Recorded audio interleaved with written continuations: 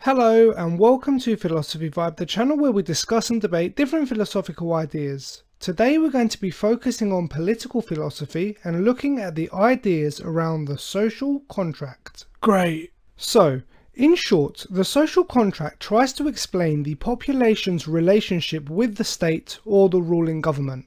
In this video, we are first going to look at Thomas Hobbes' theory on the social contract, then we will focus on John Locke's ideas and how this in fact helped shape the liberalism approach to political philosophy that would later dominate the Western world. Fantastic, let's begin. Very well. Now, Thomas Hobbes was a 17th century philosopher who contributed greatly to the subject of political philosophy. During the later years of his life, he lived through the English Civil War, living amongst such brutality, watching the changing of the country, parliamentarians fighting royalists, and the ensuing chaos that would follow. It really made Hobbes question the nature of the state.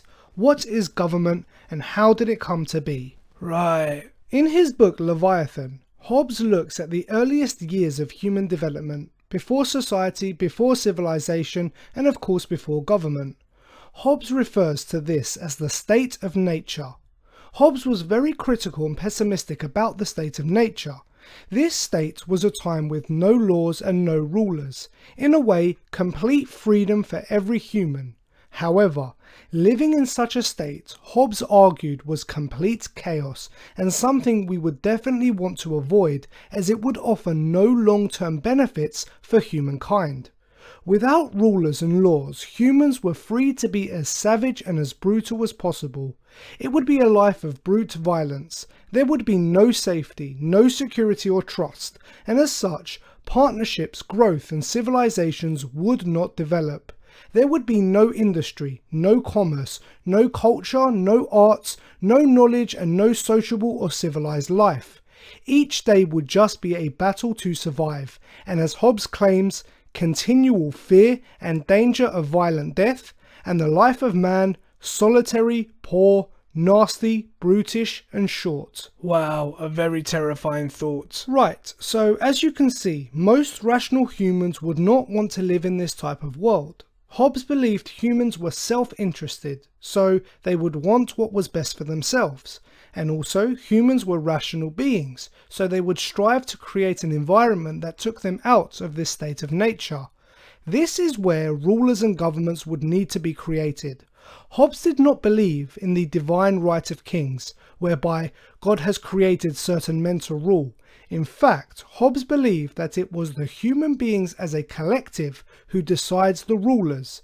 This collective is the social contract. Humans get together with a mutual interest to create a better life than the state of nature. I see. First, people will give up their complete freedom. They will give up their complete freedom in order to live together in peace and stability. They will create rules and common laws that all must follow.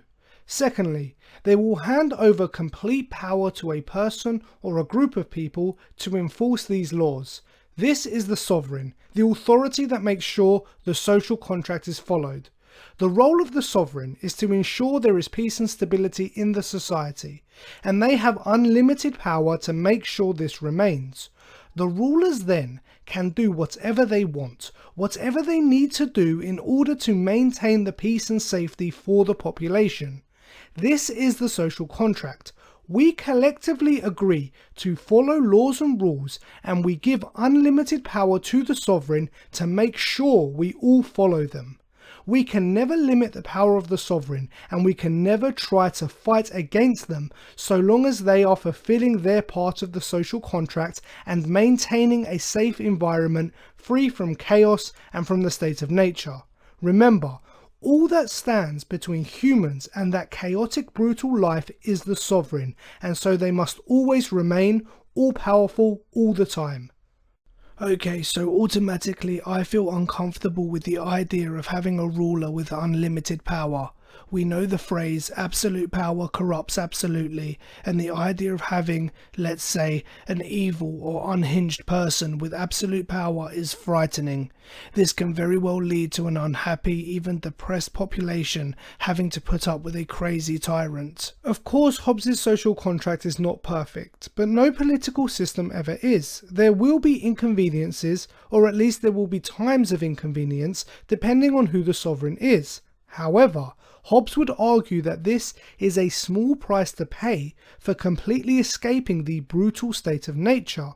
This was necessary in order to avoid living in horrible, awful conditions where every day is a violent struggle and life would never improve. I am not convinced. I would argue that the wrong sovereign with unlimited power can in fact create a state that resembles the state of nature Hobbes has described. This is definitely not outside the realm of possibility. We can easily imagine a brutal, violent dictator that has unlimited power and starts inflicting terror on the population, or parts of the population. This has happened so many times. You have evil rulers who have destroyed their societies through thoughtless acts of war. You have had stupid rulers who have destroyed economies and commerce. I can't see how giving one person or a small group of people unlimited power can be sustainable. Because we are talking about a long-term system. Sure, there may be times where there are inept or bad rulers, but there will be times where there are great, heroic and intelligent rulers. So the system is there all the time. It allows for the good, the mediocre and at times the bad. But the state of nature is constant, the brutish environment is everlasting, and we cannot ever get out of that state. We cannot improve unless we create the social contract. Well, I think Hobbes may have been a bit hyperbolic when explaining the state of nature. It can be argued that humans are not necessarily that brutish and violent in nature. Hobbes has basically said either we are all completely free in chaos and we will be fighting and killing each other forever, or we give complete and unlimited power to one person to stop us killing each other, but also that one person can control every aspect of our existence. Surely there is something else. This can't be the only two states of existence for human beings. Very interesting you should say that. So now I want to move on to John Locke's ideas on the social contract. Okay. Now, in two treatises on government, Locke explains that he too sees humans starting at the state of nature, but he did not have the very dark, morbid view that Hobbes had. Locke agreed that the state of nature was complete freedom for human beings, this liberty to act and live how one pleases. However, this did not mean we could do anything we wanted and every act was permissible. We must remember, although there was no rulers, this did not mean there was no morality. Locke believed humans were still bound by natural law, and using our rational faculties, we can see that we have natural rights. Locke described these natural rights as life, liberty and property. So basically, we cannot kill or harm each other, we cannot enslave or force each other to act, and we cannot steal from each other. These were the three natural rights all humans had. We were all born and created equally with these three rights. I see. Of course, in the state of nature, there is no authority to protect these natural rights, or to judge if any of the rights are being violated. And so here is where the population makes a social contract. We grant limited powers to a government to make sure that these three natural rights are being preserved. The role of the government is to judge whether any of these rights have been violated for an individual and to punish anyone who violates another's natural rights. Now, we may give up some freedoms in order to preserve our natural rights. We do give power to a government in order to help protect our natural rights and act as an impartial judge, equal and fair to everyone. This would all be in the pursuit of liberty and justice for all. This is done only with the consent of the people. We make this contract with the government. We, the people, give the consent for them to have the power to punish us, providing our natural rights are being safeguarded. Yes, I understand. So we can see the main difference between Locke and Hobbes is that Locke did not advocate for unlimited power of the sovereign. Locke did not believe the government should have absolute control and rule over the people. The government was only there to protect our natural rights and nothing more. Should the people ever feel like the government is not fulfilling their part of the contract, Locke believed it should be permissible and in fact necessary that the people overthrow the government and expel the existing rulers.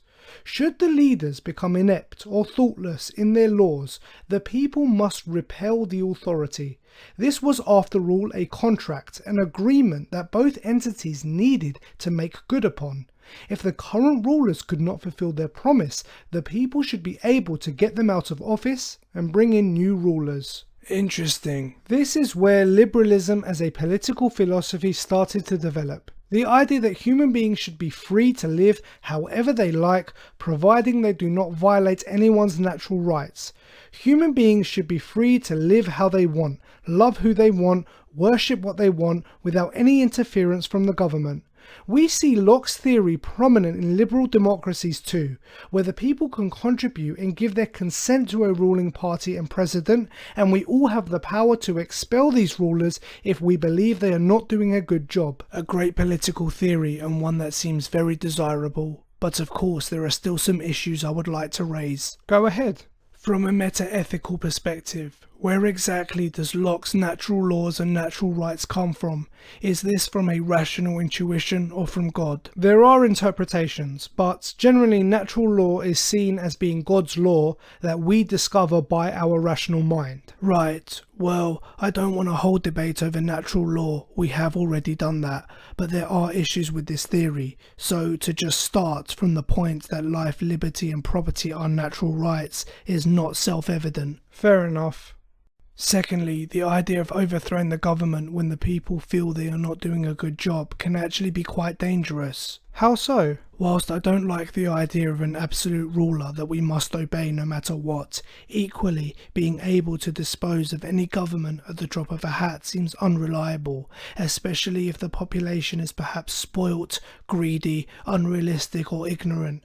At any moment, if the people feel they are not happy with the government, they can overthrow them. This will create a very unstable environment. Nothing would get done as leadership would constantly change, progress would be stagnant. I don't think this is such a problem. People are, after all, self-interested and rational. They wouldn't create such a tough environment for their leaders at their own expense.